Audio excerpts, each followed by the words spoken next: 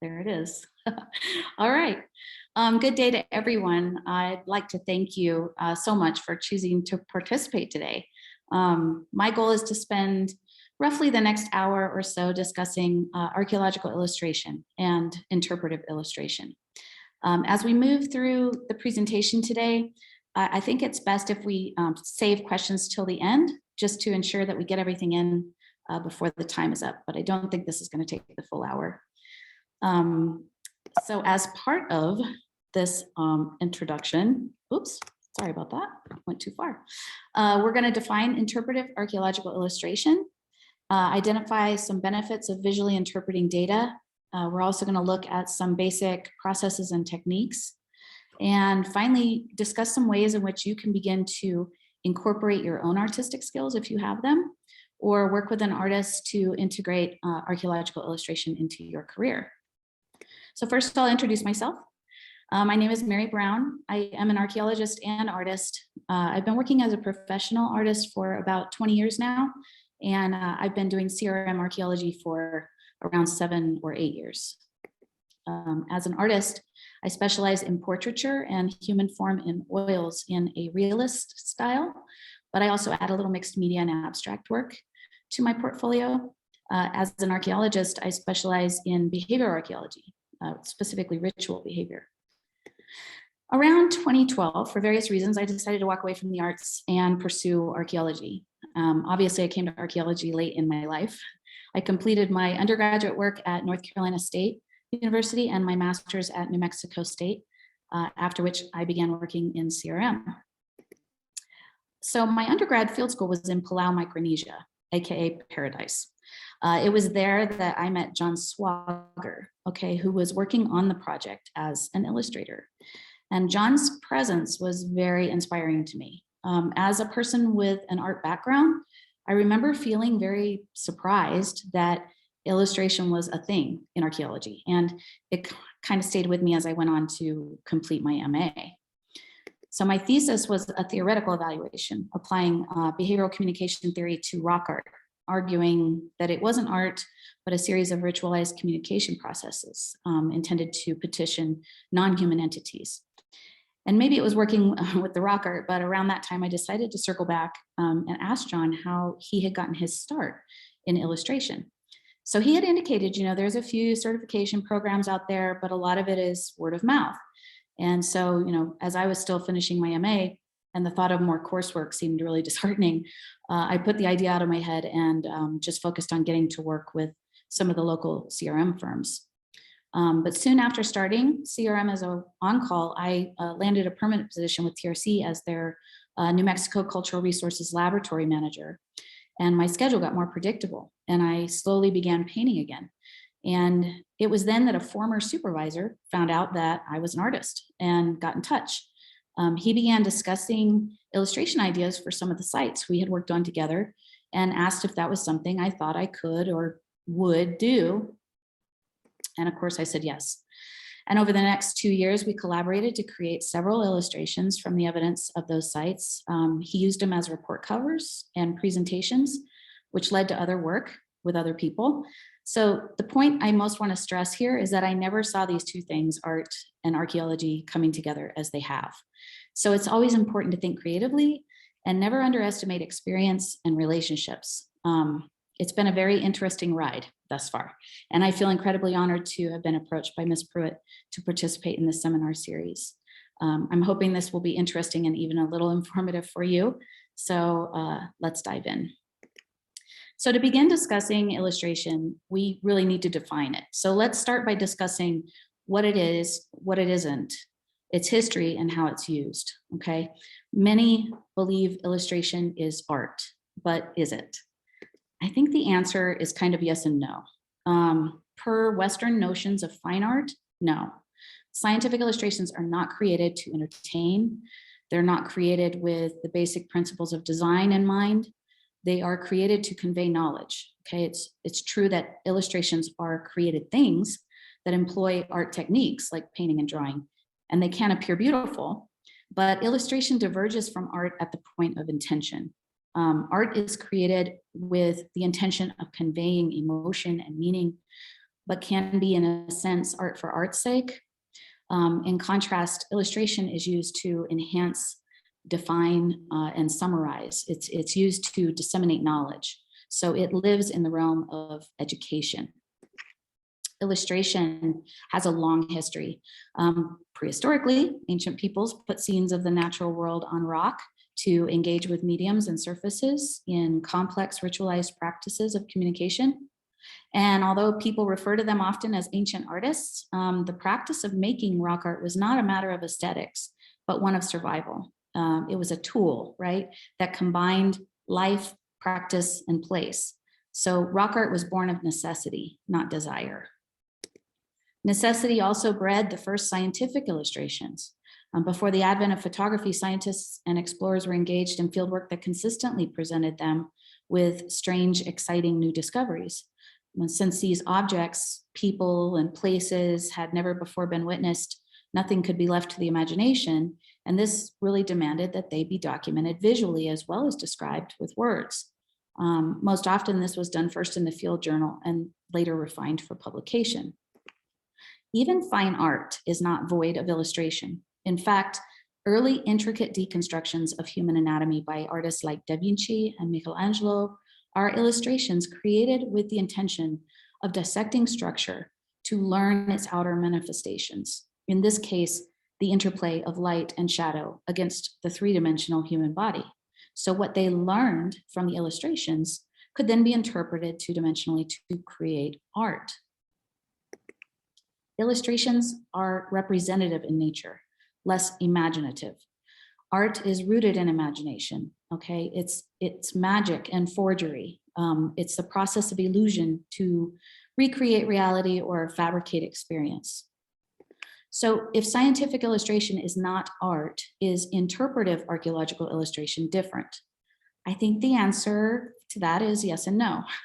Archaeological illustration is used for enhancing specific aspects of an artifact or feature, things that the camera lens is unable to fully capture.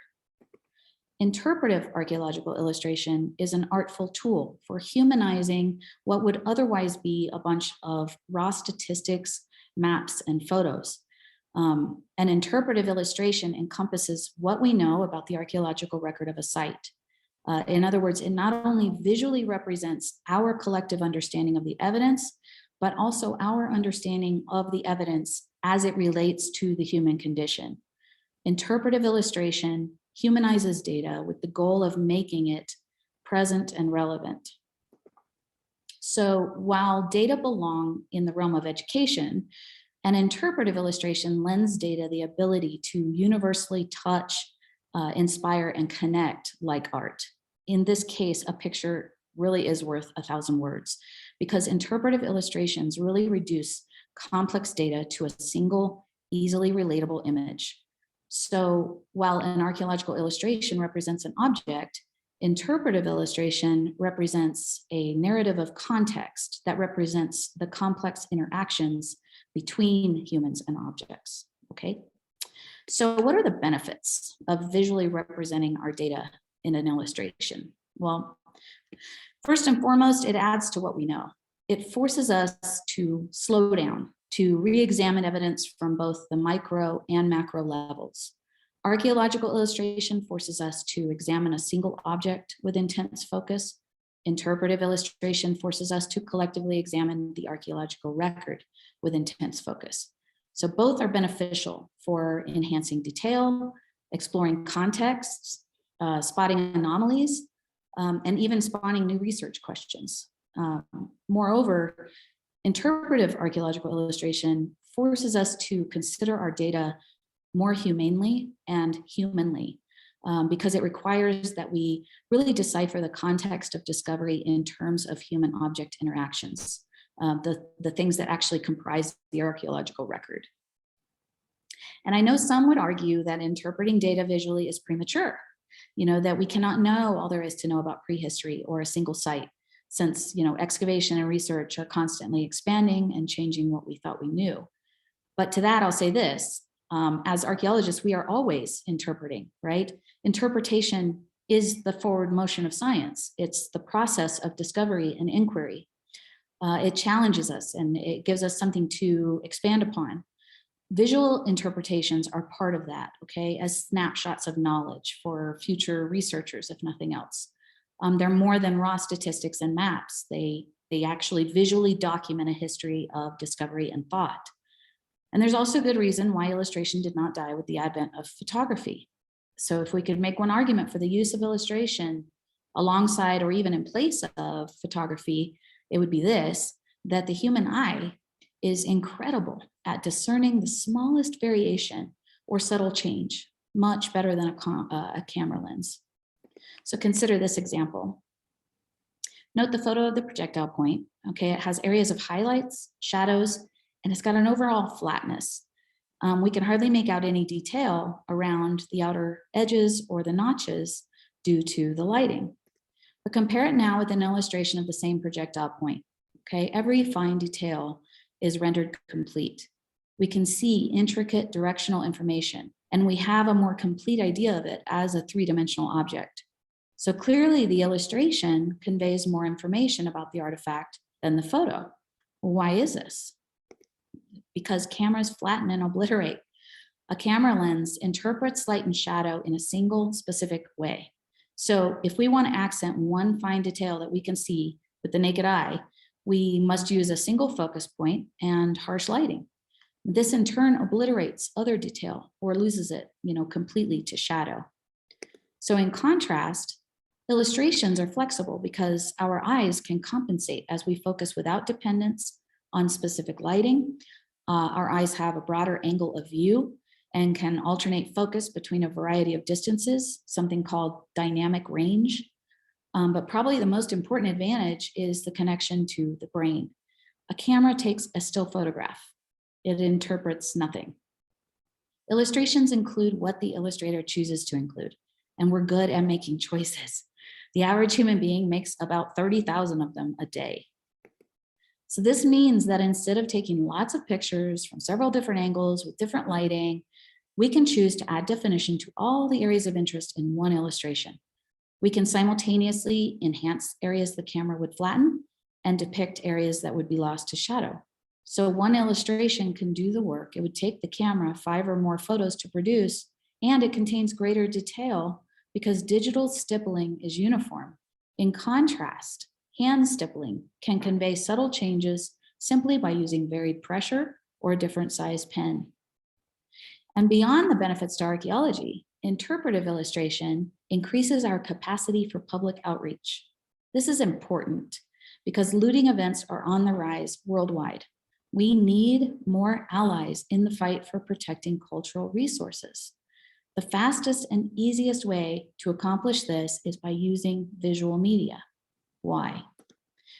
Well, research shows that humans cognitively process visual data better and faster than textual content. Over 90% of the information our brains receive is visual. We're hardwired for it. You're doing it right now. We live in a visual information age, and the reason industries lean so heavily on visual content is simple. They want you to remember it, and you will, because of the way our brains process visual information. We process visual content using the part of our brain that houses long-term memory. So we have it, it sticks. Text, however, is processed using short-term memory. If you don't use it, you lose it. In fact, studies show our retention of text increases when it's paired with imagery.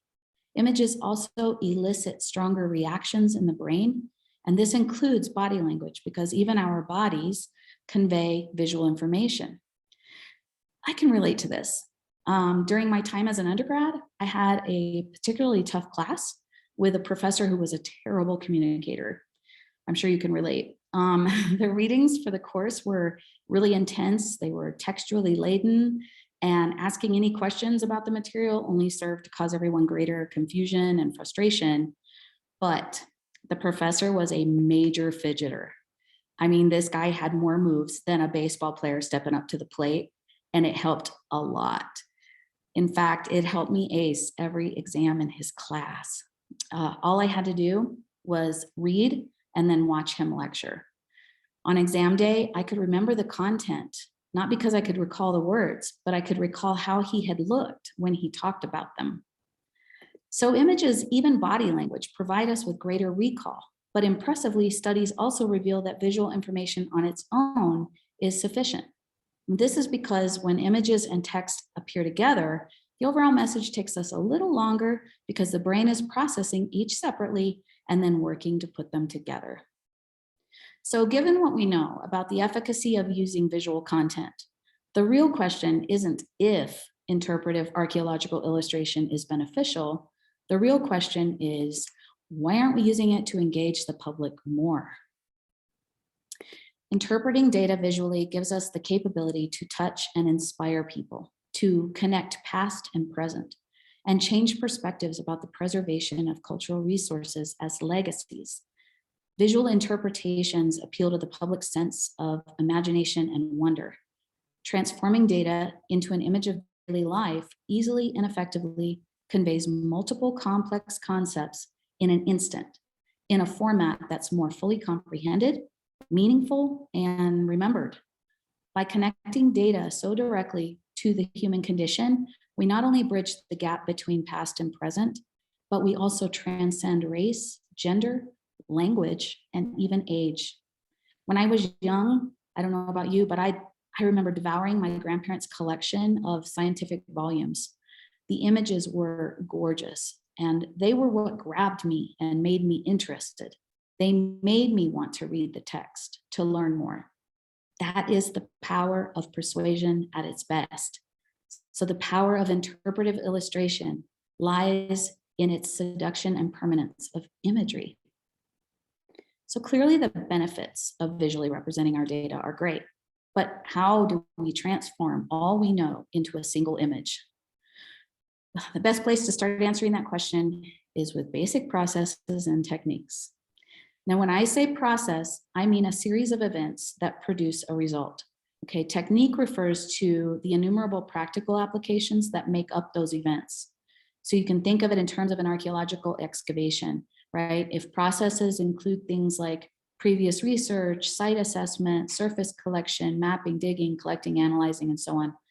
Techniques are things like using a specific type of trowel, how you hold the shovel, the amount of pressure you apply, how often you brush debris away, whether you wear gloves or no gloves when screening, things like that. So the process of creating an artifact illustration is different from creating a collective interpretation of data. But in both cases, there are two questions you need to ask yourself upfront. What do you want to communicate, and how do you want to communicate it? An archaeological illustration tackles the specific features of a single object or feature, okay? It's a simple process with little to no collaboration and usually doesn't take very long. All the information you need to include in your image is right in front of your eyes. You're not expounding. You're just putting down in great detail exactly what you see. An interpretive illustration is far more complex and more time intensive, okay? There's more to the process, like research, collaboration, gathering real and elaborated components, and it can involve various art techniques. So let's start with archaeological illustration. The basic process is pretty straightforward. You need to determine a scale, consider your pencil and pen sizes. You need to locate a level working surface with adequate lighting and ensure all your supplies are close at hand. Your supply list should probably include paper, obviously, maybe tracing paper, a ruler and T-square, set of calipers, a 2H pencil with an eraser and sharpener, artist pens, a soft brush, and some sort of magnifying device like a loupe or a magnifying glass, or possibly even a microscope, depending on the size of your artifact. And just as a suggestion, an extra sheet of paper or a hand towel can be really helpful for preventing transfer and smearing as your hand rests over portions of the drawing during the pencil stage. Now, the most desirable layout for an archaeological illustration really depends on the object type and its original scale. You want to use a 1-to-1 scale whenever possible. Okay, this means the drawing and the object are the same size. Why? Because it's easier for our brains and our eyes to transfer things that are the same size. And for people like me, bonus, it involves no math. So let's spend some time talking about scale, and because it's very important to get it right to ensure that proportions stay accurate. So what if the artifact is too big to do a 1-to-1 scale? Well, you can choose to reduce it to anything you want, like a 1:2, where the illustration is half the size of the artifact, or a 1:4, where it's quarter the size. Same holds true if your artifact is too tiny and you want to enlarge it to capture more detail. You can enlarge to anything you want, like a 2:1, where it's twice the size of the artifact, or a 4:1, where the illustration is 4 times the size. So you can think of the math in terms of dividing to reduce, multiplying to enlarge. And this may be elementary for some of you, but for people like me, it's not. In both cases, you need to identify your scale factor. So the scale factor is how much you intend to reduce or enlarge the artifact by. So for example, for a 1:2 reduction, you measure each side of your artifact, divide those measurements by 2, each one, and that splits them in half, which will make your illustration half the size of the artifact. Similarly, in a 1:4, you divide each measurement by 4, and so on. Now, to enlarge a tiny artifact to include more detail, we multiply to increase scale. So to make our illustration twice the size of the artifact, we multiply each of its measurements by the scale factor of 2. Similarly, for a 4:1, we multiply each by 4 to make the illustration 4 times the size. Also, it's important to approach enlarging and reducing scale like a recipe. So just as you would adjust the individual ingredients of a recipe, you want to also make sure you're adjusting your individual caliper and ruler measurements accordingly to maintain the integrity of your proportions. And a very important thing to remember with scale reduction is that the smaller you go, the less detail you'll be able to include. So make sure you're giving yourself enough size to work with to include all the detail you need when you're scaling down. Okay, so another type of reduction is one used to illustrate something large in the field, like a feature or a scatter. For this type of illustration, you'll want to use a grid method. And as archaeologists, we're all very familiar with grids, but this grid method has been around for centuries and it's still used by artists today. It involves superimposing a grid over something to reduce it for freehand illustrating. So to do this, you're going to determine the boundary of your feature area and overlay a grid, usually using string. That boundary will also serve as the perimeter measurements for your illustration. The area within that boundary is then divided up into equal squares, using as few or as many as you like. There's no rule. So it's best to use standard sizes, avoiding halves and quarters if you can, because that will be easier to reduce. If there's a lot of detail to be drawn in, more squares are better. But if there's only a few areas of dense concentration, interspersed with large empty spaces, fewer and larger squares will actually save you a little time. So reducing the scale of the grid usually depends on the size of the feature and your paper. Okay, it's somewhat like a plan and profile view map you're used to doing during excavation. It's best to use a large drawing board with paper because that allows you to make an illustration large enough to capture good detail. You reduce the scale to something simple, like this here, for example, using a 10 centimeter square on your paper to represent a 1 meter grid square. So for a large feature, you'll want to use smaller units of measurement to fit everything in on your paper. And it's important to remember, as with artifact illustrations, getting too small means you lose detail. So, again, make sure you're allowing enough size to get everything that you want in there represented. Also, make sure the grid perimeter and units correspond in number and measurement with the perimeter and units of the illustration, which often necessitates creating an internal border on your paper. In other words, you can't just use the edges of an 8.5 by 11 paper as your perimeter for a 3 by 3 square meter, grid. Once your grid is lightly drawn on your paper, you're ready to begin freehand drawing what you see, one square at a time, drawing in what is in each square on the ground into its corresponding square on your illustration. So I suggest standing in front of each one as you draw to ensure you're getting a good plan view perspective. And finally, make sure you leave enough space at the bottom or top to add your scale, your north arrow, and other important information to your illustration. This is a method that allows you to get critical information down on paper with good accuracy, okay? It's not going to be exact because it is done freehand, but using this method allows you to get things very, very close. And it's also very useful for gaining a plan view perspective of a large surface area, which is useful since using the camera from the ground tends to stretch and distort large surface areas. So now moving on from scale to pencil and pen sizes. Okay, these need to be as thin as possible because this will enhance your ability to render the smallest detail and the most subtle changes, with crisp, clear definition.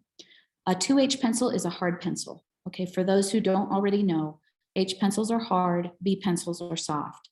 The softness of a B pencil means it lays down more lead, so the lines are thicker and less organized and more intense. An H pencil delivers less lead, so you get thinner lines and less intensity.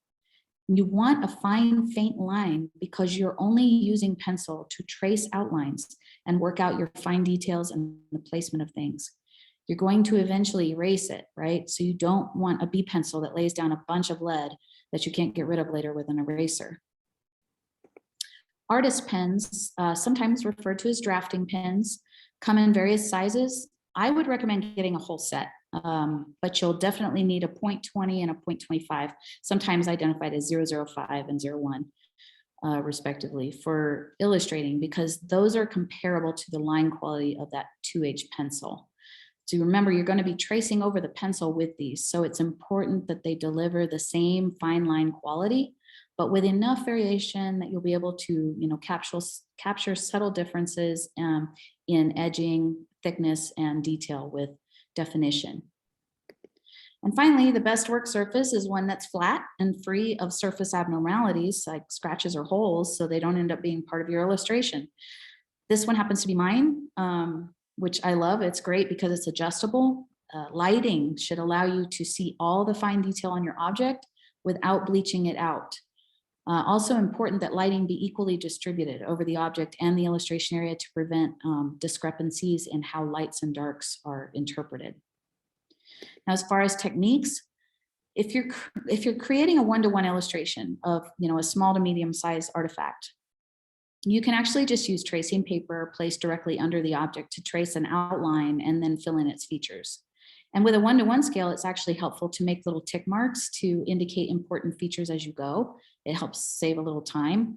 Of course, if you're reducing or enlarging scale, you'll need to use a set of calipers or a ruler to ensure your accuracy.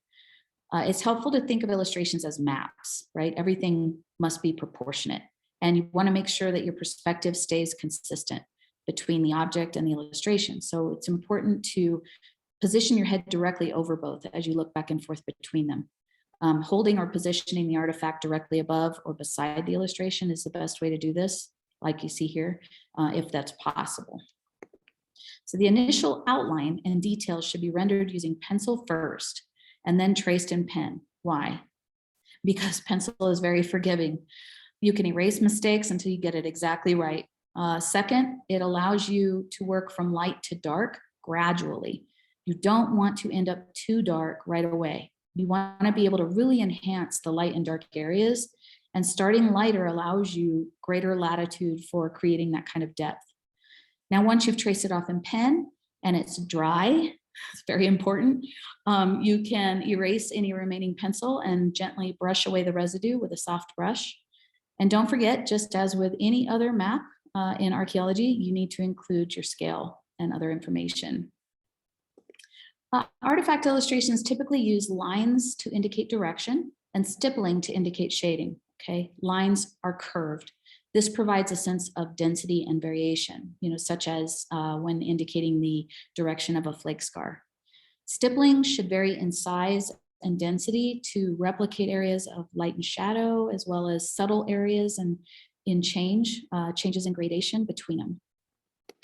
For artifacts, you want to provide different views, okay? These are three-dimensional objects, so providing the information for only one side is not a complete illustration. It's not always necessary to provide every side of an object, but you should include at least two. Now, for stone and ceramic, you'll want to do three views, typically the dorsal, a profile, and ventral in that order. Artifacts can be represented horizontally or vertically, as you'll see. So it's easiest to start by lightly drawing an X in pencil from corner to corner across your surface of your paper or your internal border area to find your center point. That center point is used to position the profile view. From that center point, you'll measure and mark equal distance to the left and to the right to leave equal space between your views. Okay, next, you're going to mark the top and bottom points of your artifact and use the T-square to create vertical or horizontal reference lines across the illustration area. You use these lines to check your drawing measurements to ensure that they remain consistent, okay, across all three views. And now you can draw or trace the outline of the artifact between the reference lines. In the space between each view, you'll include vertical or horizontal directional lines. Okay, these help to visually guide the viewer. Once everything is outlined, you can proceed by penciling in the details and inking to finish. There's one subtle difference between stone and ceramic illustration. Ceramic profile views are usually left outlined or shaded incompletely to just define their shape, unless the temper needs to be illustrated. Okay, stone profiles are done the same way that their dorsal and ventral views are. So groundstone illustrations can include 2 or 3 views. Obviously, if you have special features on both sides, you want to include 3. The technique is the same. Here you see a vertical presentation with vertical reference and directional lines. Vertical presentations are done the same way by marking that center point for the profile view, marking equal distance above and below that point to make room for the directional lines and adding vertical reference lines. Okay, so now let's move on to the processes and techniques of interpretive illustration. And here we'll go back to the beginning and start with those fundamental questions you need to consider. What do you want to communicate and how do you want to communicate it? Because the foundation of any image, okay, its heart, if you will, is its message, what it says to the viewer.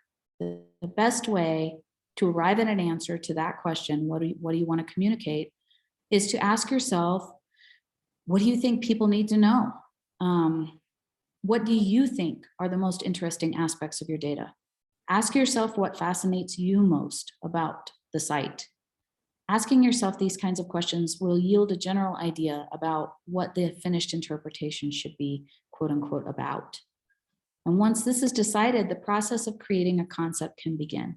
And by concept, I mean your general composition, okay? Features of the landscape, placement of objects and people, activities, and those sorts of things. The process of clarifying your concept involves thinking about the basic components of your data, those being what, who, how, and where, okay? What pertains to the activity or activities going on? Who concerns the participants in those activities? How relates to, the physical body, tools, objects, anything necessary to the forward motion of the activity. And where obviously concerns, landscape and overall setting. So for example, in creating a migration scene, the primary what is the act of migration. The who are the individuals doing the migrating, the walkers. The how include things like shoes, baskets, clothing, vessels, weapons, anything enabling the migration activity. And where includes, the area of the immediate activity, as well as, perhaps a destination like this in the distance that also might have its own activity areas and participants. And it's here that I'll reinforce that all of these components must relate to your evidence, okay? Remember, art is primarily rooted in imagination. It's forged reality, right?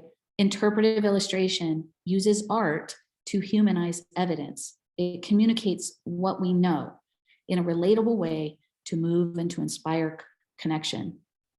So essentially, this level of accuracy demands that we research the research. Okay, it's necessary, even critical, because we want our interpretations to accurately represent our data, and we want to reasonably represent what is missing from our data. So in researching the research, it's helpful to dissect evidence categorically according to key components. Now, personally, I divide evidence into setting and landscape, people and objects, and architecture or built spaces. Also, it's important to consider all the evidence. Sometimes we forget about little tidbits that we don't really consider all that significant since they're not going to be part of the illustration. But all the tidbits are valuable if we're going to create a solid picture of what we know. Inevitably, there will be unknowns. Some questions simply can't be answered with the evidence we have, and yet we need them to develop the composition. We can't know everything, right? So the unknowns require more research to determine reasonable conclusions. Unknowns become those elaborated components of the composition. Things like sometimes hairstyles or physical characteristics like body composition or modification. It's also important to be accurate when it comes to setting and landscape, right? You have to consider all the environmental or cultural changes over time, things like rerouted waterways or the introduction or extinction of specific flora or fauna. Don't want to put something in there that didn't belong or miss putting something in that did. Now, regarding the most efficient medium, your deadline, the ease of editing for collaboration, what the finished image is ultimately intended for will inevitably influence the decision of medium. So, for example, a painting, depending on size, can take longer to complete than a digitally rendered image, especially for collaborative projects. Paintings and drawings don't allow for easy editing.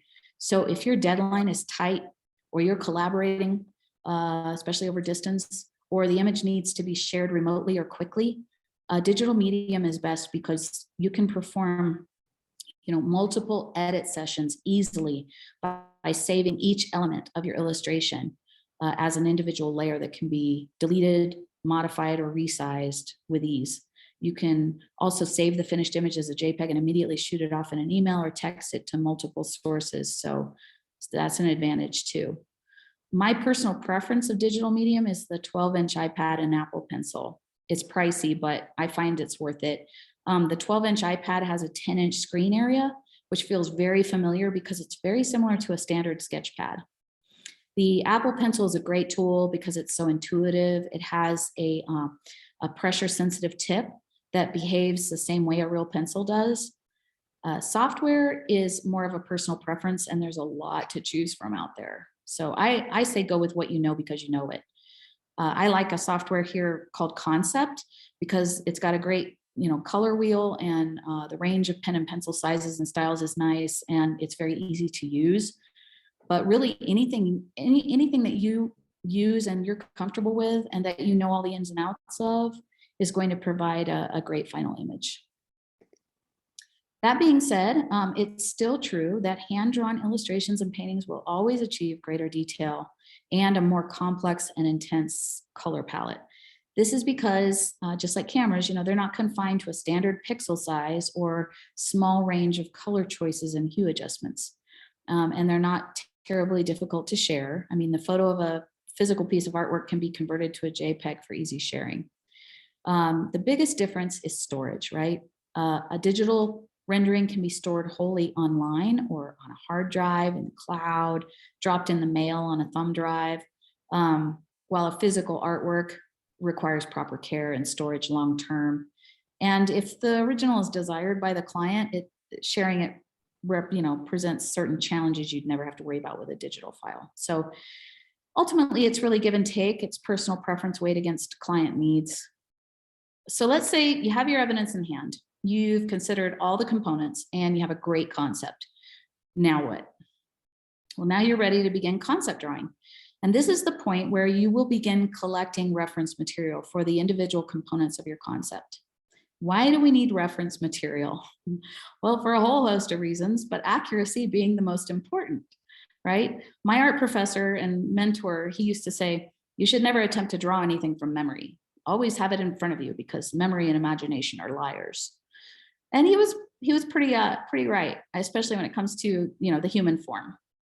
Well, reference material can be gleaned from many sources, right? Real life, books, videos, photos, you name it. And honestly, the best part of living in the information age is that if you don't have it, the internet does.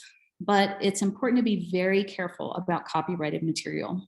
If you're using Google Images, for example, to search for reference material for your subject matter, I would suggest you type in what you're searching for, and then at the top of the result page, click Tools, which gives you a menu bar where you see usage rights. If you click on that and you pick Creative Commons licenses, you're going to get results for images that have been licensed to share. Now, this doesn't mean they're always free to use, but that the creator has decided it's okay for others to use it or share it or modify the image to a certain extent. The extent to which you're allowed to use the image is determined by its label. So be careful that your intentions fall within the acceptable parameters of the license. So without getting too far down in the legalese weeds, I'll just touch on some of the more important license types.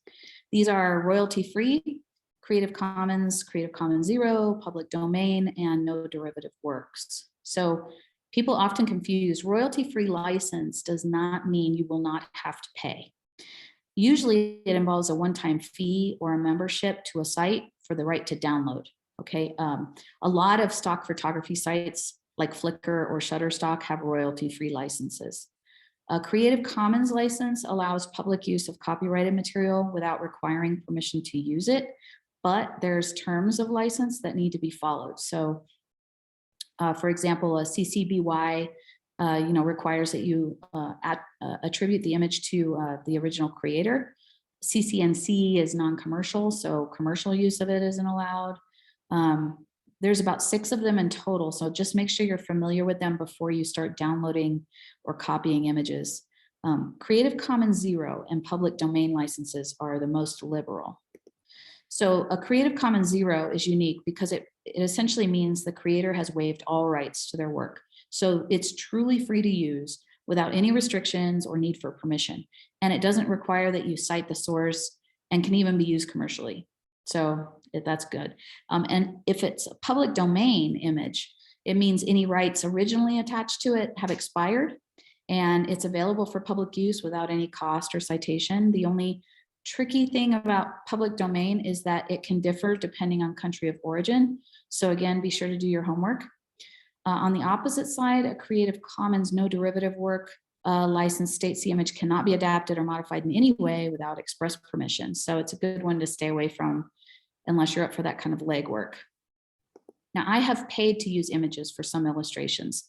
Sometimes it's just the perfect image for what I have in mind. And personally, I'm willing to make a little less for the illustration if it means I get to make it look exactly as I want.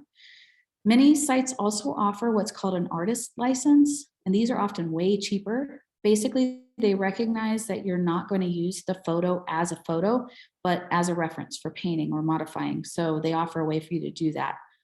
That is not usually listed. So you have to contact the source to inquire if they offer that or not. Also, you may be able to use an image beyond its terms simply by contacting the creator directly for permission to do so. So there are options. But of course, the best and easiest source for reference material is really you. So using your own videos, photos, books, even family members as models is the fastest and easiest way to get what you need without the hassle of spending time online or jumping through hoops. There's also a lot of art books and websites out there that feature the human figure in motion, and these can be really priceless for getting down the basics of your illustration. And I'm going to provide some websites for you guys on a supplemental sheet. So that's coming your way. It's best with landscapes to use your own on-site photos whenever possible, right? It's not always doable. I mean, maybe it's on private land or it's now a road or a building or it's too far away, but whenever possible, obviously use your own. In lieu of that, field photos from prior excavations or surveys can be great resources, and maps from those excavations and surveys can also be useful for ensuring the proper positioning of architecture and other features within the landscape. Objects are usually easy to replicate even if you don't have your own photos, thanks to all the great online archival collections and public domain images. But probably the most important thing is to incorporate Indigenous perspectives, okay? Our work should always strive to be accurate and culturally sensitive. This is really important because just because we have certain evidence doesn't mean it's appropriate to portray it for public consumption, right? It's important to remember that knowledge and its dissemination is not always viewed the same way. So techniques for interpretive illustration are numerous and personal. I obviously can't tell you how to draw or paint. If you're looking to improve skills you have, I would suggest YouTube as a free and robust source of techniques for every material type you can think of. Books are great too, but ultimately it's really a matter of practice. Draw and paint, draw and paint, draw and paint more.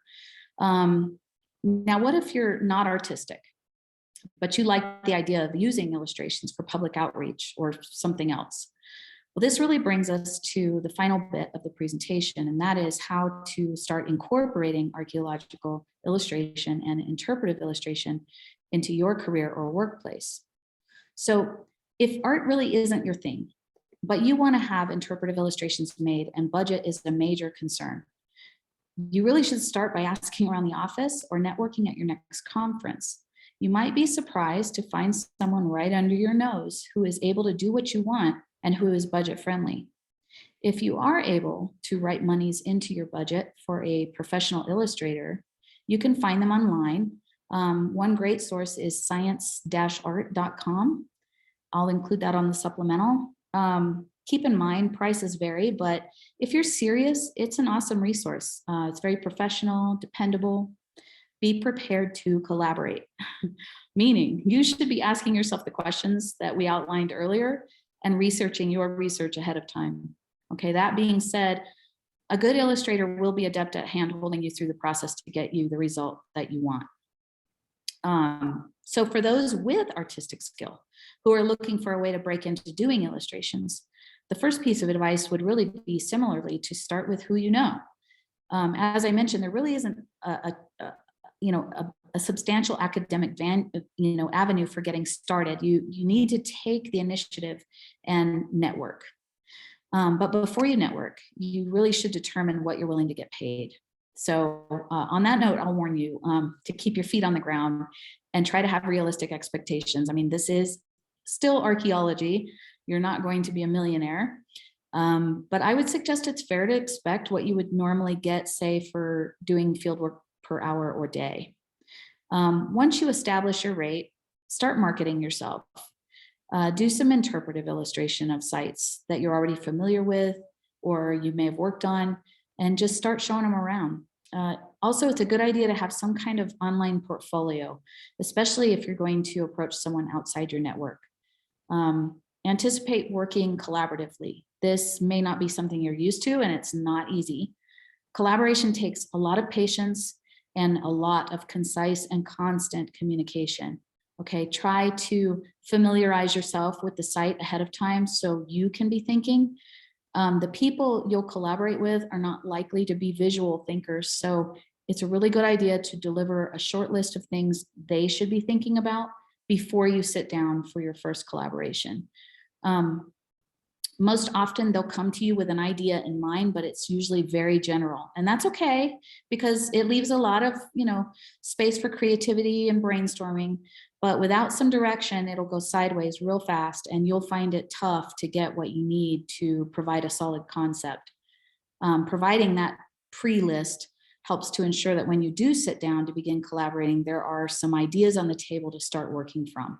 So the list should center on those components we discussed earlier: the what, who, how, and where. Lastly, if you're doing it, don't be afraid to speak up. If you know something isn't going to work visually, say so. If you have suggestions for things that will work better, say so.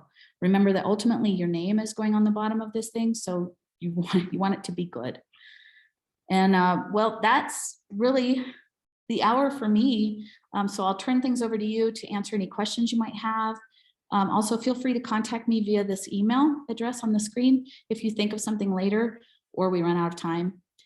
And thank you so much again for attending. And thanks again to Elizabeth for asking me to participate. I see some chats. Let's see here.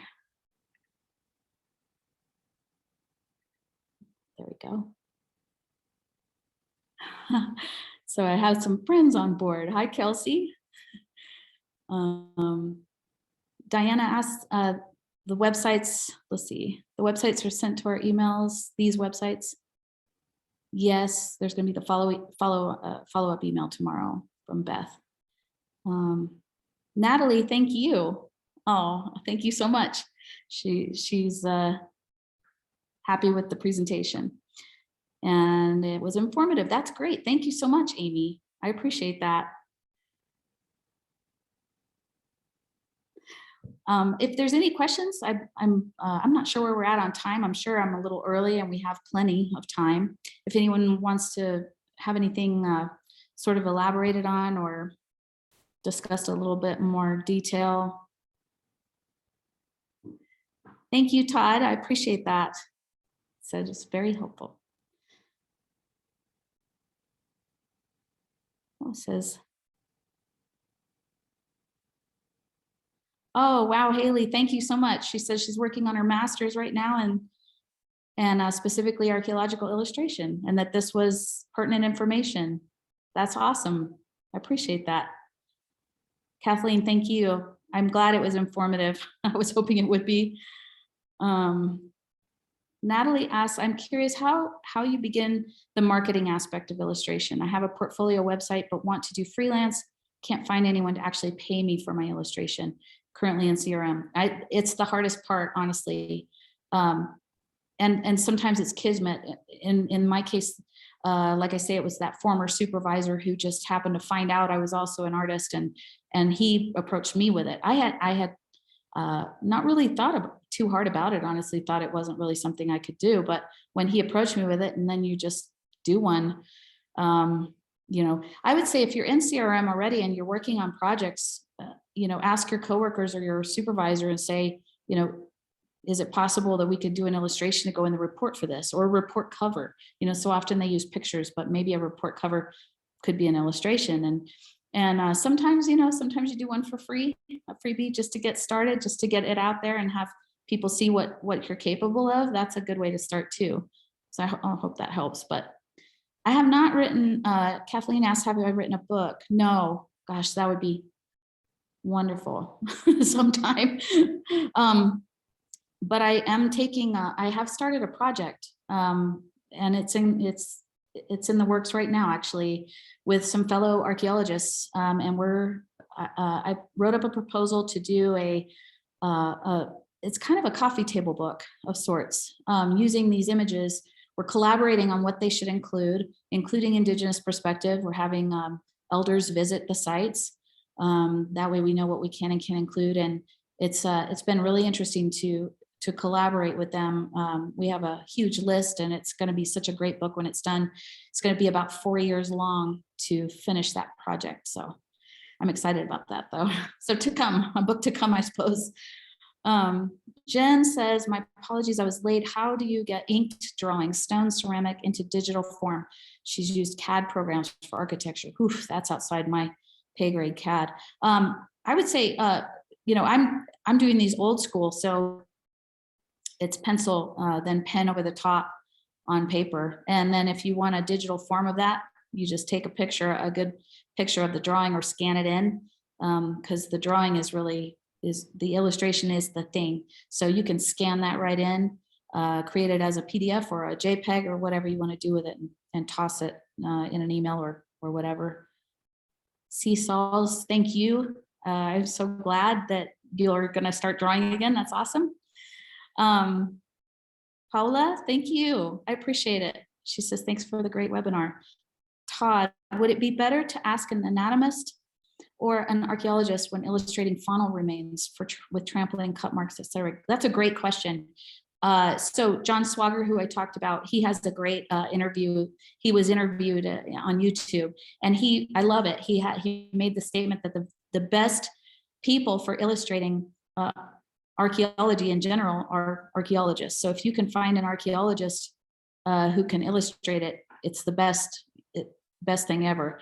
I mean, the human eye is the human eye, and I think as archaeologists, we're all trained, you know, to some extent, to a great extent, actually, with faunal remains. So I think that any archaeologist that can do these illustrations is going to be better than a non-archaeologist doing those illustrations. They're going to understand what they're looking at, and that's most of the battle right there. So, and what to incorporate. So they're going to know that. So Natalie says it's a good idea, report cover. No, it is. That's good. I'm glad. Let's see. Do I have any favorite archaeological artists? You know, John is literally the the only one that I that I can say I honestly know, Julia Berry, I think she's in California. She does these amazing, illustrations, sort of that, they remind me of the scientific illustrations, the old ones, the botanicals and things like that. She's beautiful, beautiful work. But as far as like storyboarding, a true interpretive illustration, John Swagger is excellent. There's a lot of them out there though. Camilla, could you possibly elaborate on what you mean by the inclusion of Indigenous perspectives? Yes. So often things are illustrated or talked about in terms of discovery, but having elders come and visit a site before you attempt to illustrate it, I think is just so important, because like I said, in the presentation, just because we might have certain evidence doesn't mean it's always something that should be, for public consumption. And I like getting an Indigenous perspective, meaning I like them to tell me, this is sacred. We might understand it as a sacred site, but there may be certain aspects of that site that really shouldn't be represented in the illustration. So that's what I mean, if that clarifies. Indigenous perspectives means that you are being culturally sensitive with what you're doing. And we don't want to create any more divide between, okay, great. We don't want to create any more divide than currently exists, right? And so we've done so much to try to heal that. And so that's what I mean. So I'm glad that was a good question. Does anyone else have any questions?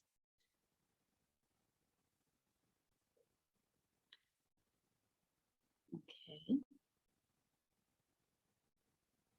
I have no idea where we're at on time. I could elaborate on some things. How do you, Josh? Perfect on time. So if you want to answer this last question, and then I think we're all set. Oh, Natalie, Michelle, everybody has something they struggle with.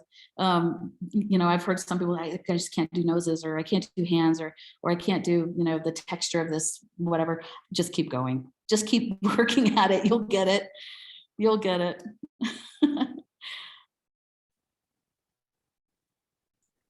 Thank you so much. And thank you to everyone for attending. Thank you, Caitlin. I appreciate it. Thank you. Thanks to everyone.